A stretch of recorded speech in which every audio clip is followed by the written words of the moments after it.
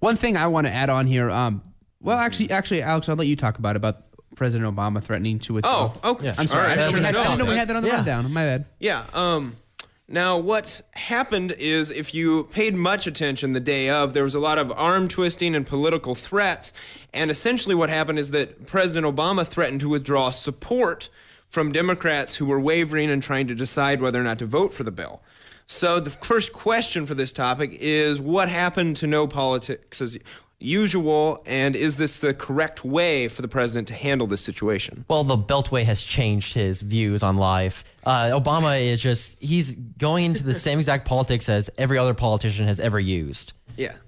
Politics as usual is what's in, and his whole change we can believe in, blah-de-blah, is out the window. I mean, let's be honest. If you honestly believe that, you are kind of naive. But I mean, on something like this, I'm just really surprised about the amount of arm twisting and backdoor meetings and all these. Well, and Obama had, I think it was like 40 some meetings in key states with supporters, and then he made a bunch of 90 deals. He made calls to 90 House members over the course of this week. And then there were some things in like in Florida, the NASA guy, the congressman who had, or congresswoman, I'm sorry, that has the Kennedy Space Center in her jurisdiction, told the president that she wanted a bigger NASA budget, and then she voted yes, so NASA's going to get a bigger budget.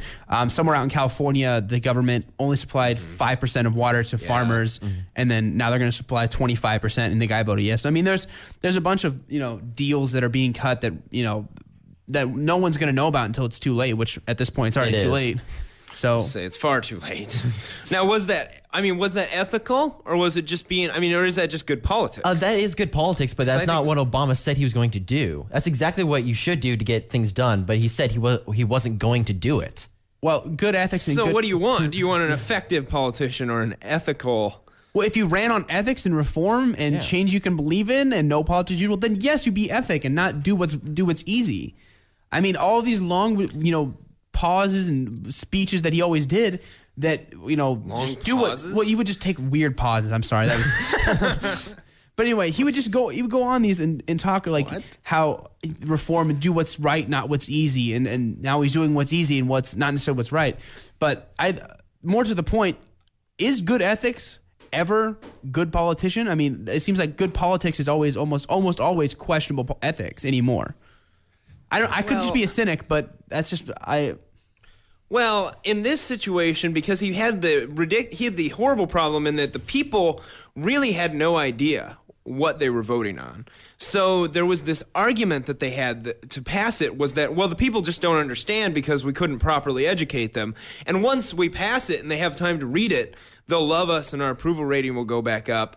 That kind of situation. So, but if he had educated it, if he had been a better communicator as to what is actually physically in the bill as opposed to the broad generalities that he speaks in, maybe it would have been more ethical. Because I think an actual majority passage of a bill is ethical. Mm-hmm. Right. It's just that this one was not, because it was full of pork, it was full of ridiculous spending and all of these backroom deals. Yeah. So no, I don't think politics always has to be ethical. Good politics. Okay. Now, for the next topic, the federal government is already moving on to another gargantuan issue, and it is immigration reform. On Saturday, thousands upon thousands of several people rallied on the National Mall for 2 days with the Tea Partiers rallying against the health reform bill to rally for immigration amnesty. Now, a bill has been introduced by Senator Chuck Schumer and Senator Lindsey Graham of South Carolina. What they want to do is it's amnesty, essentially, but the requirement is that illegal immigrants come forward, they admit that they broke the law, and then they get a slap on the wrist by having to do some form of community service, and I think they have to take a class.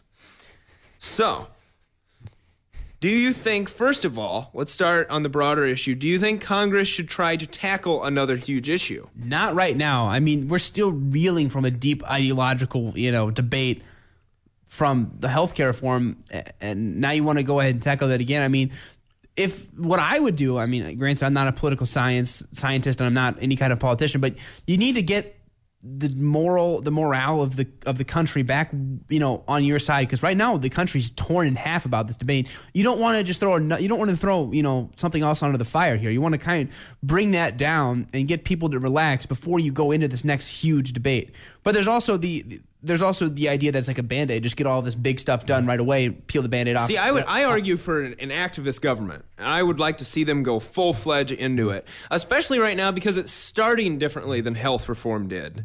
It's starting, yes, people will say, but Senator Grassley and Senator Baucus were working on a health reform bill over the summer, but that was 6 months after the debate had started. There had already been a health bill. There had already been a House bill that had the public option in it. This is a bipartisan bill to start it off, and I think it's just a good rallying point. Yeah, the government's actually getting stuff done. Let's keep the ball rolling and have the government actually do something. Yes. Now, the second question is, what do you think about the suggestions in the article by Senators Schumer and Graham? Do you think that amnesty is the correct approach? I don't like amnesty. They came into the country illegally, and I don't think they should just get amnesty for breaking the law and get a slap on the wrist and take some class. I think they should be deported, even though that is a huge issue, and they should come into the country legally. Yeah, you gotta do something that not only deals with the illegal immigrants, but you have to change the way that the legal immigration system works. Oh, absolutely. Yeah. You have to make it easier to get in. Right. As far as the illegals, I definitely do not like amnesty. I'm not so sure about deportation, but that kind of seems what else would be the other exactly. option? That's the only thing. It seems like right now it's either amnesty or deportation, and I'm just not in favor of amnesty. I think there's over 11 million illegal immigrants though in the United States. Yeah, but so what if you just say it's okay? We did this in the 80s too, right? We had amnesty in the 80s. So what you're saying is basically just come to the country illegally, wait 20 years, then we'll say, okay, just fess up and then you're a citizen. I don't like that it's setting that. Because if you say you're going to give people amnesty, there's going to be a huge flock of illegal immigrants that come in and they say, oh, we broke the law, 5 minutes ago, make us a citizen. I just don't like that. I think that there are legal ways to get into any country. It's not like it's just like in the United States. In any country you want to immigrate to, there's a legal way you have to go about it and rules you have to meet and do it a certain way. They should not get rewarded for breaking the law. I agree. So, huge issue then, because what then is the other option? They aren't going to come forward. So that's my argument against you, is that they aren't going to come forward then. You're not going to find them. So you can punish, the only other options are you can punish the people who give them jobs, which they already kind of do, but that would have to become much harsher. Because these people, it has nothing to do with the people themselves. It's purely that they were here illegally, correct? Because, they're like the hardest working people we have. Mm-hmm. And so what do you want to do? Would your tactic then be to punish the employers, all of the farmers and people like that who are paying them? I think you have to. Because how else would you enforce that? If they know that they're illegal. Because, there are some people who come here illegally and then go under the guise of a legal citizen and nobody has any clue. Take social security numbers. But if you're steal an identity. Right. Yeah. If you're like a lot of these people are in the California wine country, they have a lot of illegal immigrants there that are, would do the manual work there. If you're like that and it's obvious that they're illegal, then absolutely those people need to be punished. Mm-hmm. So who turns them in? This farmer who's going to be punished? Who's probably the only person who knows? There'll have to be some government agency that goes and investigates this and makes sure that these employers... It exists, though. Well, make it bigger and stronger then. And make the punishments worse so they don't actually employ them. Make a deterrent to not employ these illegal immigrants. Yeah, that's a good point. You need deterrents. Because right now, like my earlier argument, there are no deterrents to illegal immigration. You come here and you get caught, you get sent back home, and you just come right back. The border. I don't know how long the border is.